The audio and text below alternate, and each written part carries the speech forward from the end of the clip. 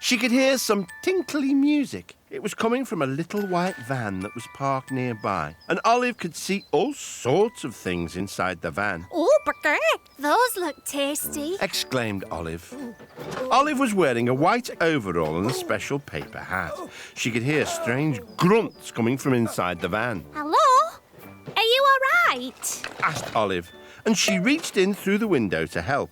Up popped a very cold lady. Thanks. Shivered the lady. I'm Millie Vanilla. I'm Olive. Pleased to meet you. Oh, you're cold. You need to warm up. Oh, no. If I do that, my ice cream will melt, and I need it for a birthday party. Ice cream? Yes, it's a very tasty treat, and I don't want to boast, but my ice cream is the very best. She reached into the freezer and scooped some ice cream into a cornet for Olive to taste. I add a secret ingredient. Whispered Millie, and she stuck a stick of chocolate on top. Olive licked the ice cream. It's very tasty. Like I said, the very best. Now I mustn't be late for the party. Would you like to help me? Oh, yes, please. Olive jumped into the van and they drove off. They were nearly there when Olive heard a bang. The van stopped with such a bump that all the chocolate sticks fell out of the window. Olive and Millie got out to see what was wrong. One of the tyres was completely flat. All the air's leaked out. But Millie was more worried about the big brown puddle on the ground. What's worse, all my chocolate sticks have melted in the sun. What am I going to do? At least we still have the ice cream. But how can I get to the party with a hole in my tyre? Olive looked through the ice cream van window and saw the cornets and cherries. Cornets? Cherries? I think I may have an idea. She bit the end off a cornet and stuck it in the hole in the tyre. Then she scooped up the melted chocolate and poured it in through the hole. When the tyre was full, Olive plugged the hole with a cherry. Oh, good as new. Thanks, Olive. And so, with the tyre fixed, they drove to the party. The children cheered as Olive and Millie handed out ice cream cornets, but the birthday boy looked puzzled. Where's my chocolate stick? He asked. Millie began to sniffle. He only likes ice cream with a chocolate stick stuck in it. Well, never mind. Olive told the boy. This is the very best ice cream. Not without the chocolate stick, it isn't. He noticed the mended tyre. Hey, if I can't have a chocolate stick, can I have that cherry? Oh, not that one. Cried Olive. But before Olive could stop him, the boy pulled the cherry out of the tyre. Chocolate sprayed out of the hole, splashing everyone and everything. Oh, no. Said Olive. But then she heard the birthday boy laughing. Hey, this chocolate tastes amazing. In fact, this is the very best chocolate in the world. Surprised, Olive and Millie tasted their ice creams. Yum! Yum. I don't want to boast, but he's right. Boasted Millie. Which makes this the very best ice cream in the world. Everyone laughed, and as they did, Olive realised it was time to go. Typical Olive, daydreaming again. Said her mum. Okay, actually, I made the very best ice cream in the world.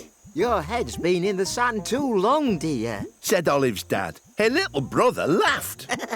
But Olive wasn't listening. She was already dreaming of her next big adventure. Olive the Ostrich! Olive was standing in a room with lots of metal boxes making strange whirring noises. There were huge piles of clothes everywhere, and she was wearing blue overalls. Just then, a sock flew out of one of the piles, narrowly missing Olive's head. Exclaimed Olive. Oh, I didn't see you there. Said a small man who'd appeared from behind a mountain of clothes. I'm Dudley Sud. It's a pleasure to meet you. He shook Olive's wing enthusiastically. I'm Olive. Nice to meet you too. What are all these piles of clothes? Laundry, of course. This is Dudley Sud's Laundrette, and we have way too much laundry to do today. Problem is, it's all very important. We must wash all the tablecloths for Pedro's Pizza Parlour, then wash all the towels for Humphrey's Hotel, and then wash all the football kits for the Wixley Wanderers Football Club. It all needs to be delivered by 5 o'clock, and it's already 3:30. Oh! Well, we'd better get started then. Dudley showed Olive how to operate the machines. You put the laundry in here, pour in the soap powder, and turn the dial like this. Got it. Said Olive confidently. They both worked quickly, loading the machines and setting them going. Olive thought she would pour in a little extra washing powder to get the job done quickly. It all seemed to be going very smoothly. But then, all of a sudden, bubbles started to pour out of one of the machines. Oh dear, that's not right. Exclaimed Dudley, shaking his head. Olive, you must have put too much washing powder into the machines. The bubbles began to form a puddle on the floor until eventually they covered the whole shop and were still rising. Soon Dudley and Olive were up to their necks in bubbles. Oh no, what are we going to do? Olive spotted some round metal things poking down from the ceiling. What are those for? Those are sprinklers. They spray water all over the place if there's a fire. Some sprinklers that spray water all over the place. I think I may have an idea. Olive pressed a big red button on the wall to turn the sprinklers on. Water sprayed out everywhere. Oh no, what have you done now, Olive? You're going to flood me laundrette. That's the idea, Dudley. Now open that door. Dudley opened the door. The bubbles flooded out of the door and into the street. Olive's plan was working. But there was a problem. All the tablecloths, towels and football kits were disappearing out of the laundrette and down the street, along with the bubbles. Stop that laundry! Shouted Dudley as he and Olive chased the bubbles and the laundry down the street.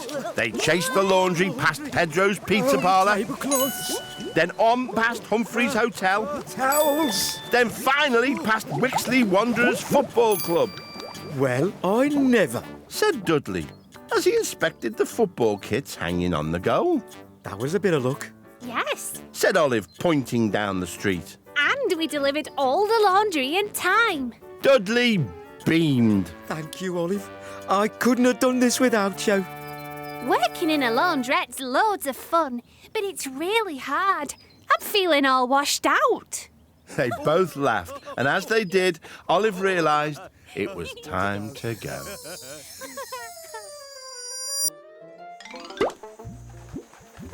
Typical Olive, daydreaming again. Said her mum.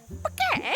Actually, I've been working in a fabulous laundrette. Your head's been in the sand too long, dear. Said Olive's dad. Her little brother laughed. But Olive wasn't listening. She was already dreaming of her next big adventure.